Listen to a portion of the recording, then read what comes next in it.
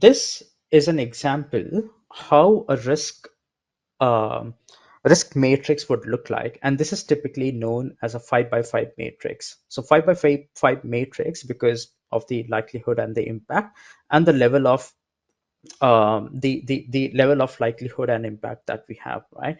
So in an ideal case scenario, the final risk rating, which is your inherent risk rating, would be your impact and likelihood impact multiplied by likelihood, and your residual risk would be pretty much similar once you have applied the control. Say if you have applied the control, blah blah blah, you would be calculating the residual risk again, which is pretty much based on the same formula.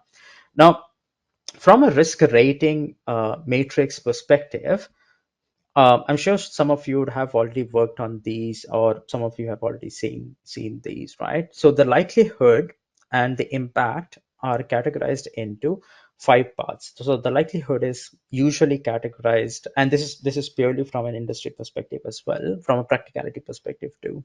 So the likelihood is usually categorized based on rare, unlikely, likely, and almost certain, right? So say that, so from a likelihood perspective, we have got rare, unlikely, possible, likely, and almost certain, right? So say that if you are into a region wherein the maybe the earthquake happens once in 50 years, right? Which is really rare for us, right? Once in 50 years. And this you have determined from the previous geological data that we have from the government announced publicly, and you have determined that the earthquake really happens once in 50 years, which is really rare, right? However, your impact would be really catastrophic because you're in an area wherein if the earthquake should an earthquake occur, the results are really bad, and it's of high magnitude out there, say that of a 7 or 8 or whatnot, right? So the results are either major or catastrophic. Now we map the final risk, which is your likelihood. So say that we know that it's rare, right? It's rare, and if it is catastrophic, this quadrant becomes my final risk rating, which is your inherent risk rating, or which could also be your residual risk rating as well. So based on what you are calculating, right? Either you are calculating the residual risk, or you are calculating the inherent risk.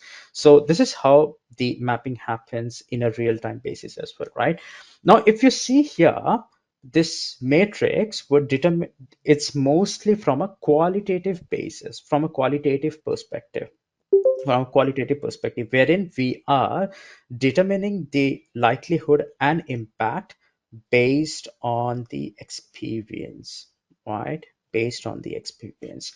So there are two types of risk assessments that you could conduct. The first one is really the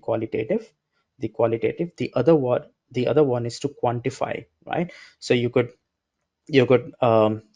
quantitative, sorry about that. Yeah.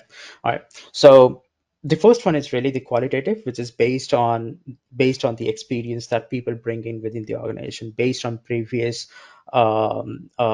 based on previous market data and whatnot, right? Quantitative is much more detailed. It's much more detailed, wherein we say the impact, say from a financial perspective, if I'm saying negligible, that means it's either zero to $10,000, right? This is the criteria that I'm defining from an financial impact perspective. And from a reputational impact perspective, really insignificant impact, as in only certain internal stakeholders would be knowing about the impact, and no one else. So from a reputational perspective, we are covered. And from a financial perspective, it's really between $0 to $10,000. And similarly for minor, moderate, major, say for major, it would really affect me from a $500,000 to $1 million from a financial perspective. From a reputational perspective, we would have to inform the customers, um, uh, legal regulatory bodies and whatnot, right? And from a catastrophic, it could really mean more than $2 million, more than $10 million, right, of an impact from a financial perspective, reputation perspective, and from an operations perspective as well, wherein the system is down for more than 3 days or more than 5 days, and this is something that would also be calculated. We would be knowing from a BIA perspective as well. So we in these cases, we are really quantifying the risk. We are really understanding the risk from each and every aspect, and we are trying to quantify based on the numbers and based on the facts that we have, right? It's not really from an experience perspective. But mind you, quantifying the risk is really difficult, and it takes a lot of efforts to make sure that we come to a conclusion as a firm, right? Because a loss of $1 million and a loss of $10 million could be a significant difference, but a loss is a loss to me, right? So where do I put this? Where do I categorize this? Is this a major? Is this a catastrophic for me? Is something for the business to take a call on, right? And that's why it's really difficult for the quantitative risk management framework to be implied. But however, having said that, most of the companies are now understanding the real value behind it, because from a more quantitative perspective, it really becomes easier for you to talk to the business, making sure that you have all the appropriate controls and have more clarity that if even if you're spending, say, $100,000 or maybe a $500,000 on security controls, including your people, process, technology, salaries, right? If you're spending $1 million, but you're saving at least 100 million worth of data and information assets and information assets. And that's why the cost benefit analysis would kick in, which would be obviously really important from a previous step. And it would also quantify the risk that I'm taking and the impact that it will have from a that it will have should a risk occur, right? Or should an event occur in that case. And likelihood is pretty much straightforward from here, wherein we have a 0 to 10% chance. And this probability could really be different and really could vary from company to company, depending on what they really want to define, right?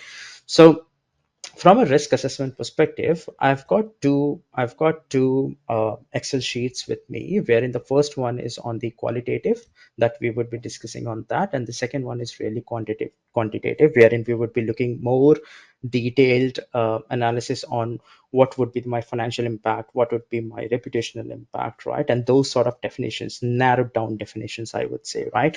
Because once we have those definitions in place, it becomes really easy for us to again talk to the business and whatnot, right? So so yeah, that's pretty much it from the risk matrix, and it's really a very high level example. But once we really speak about speak and talk you through some of the risk assessment templates, it would make more sense when we go in much more detail.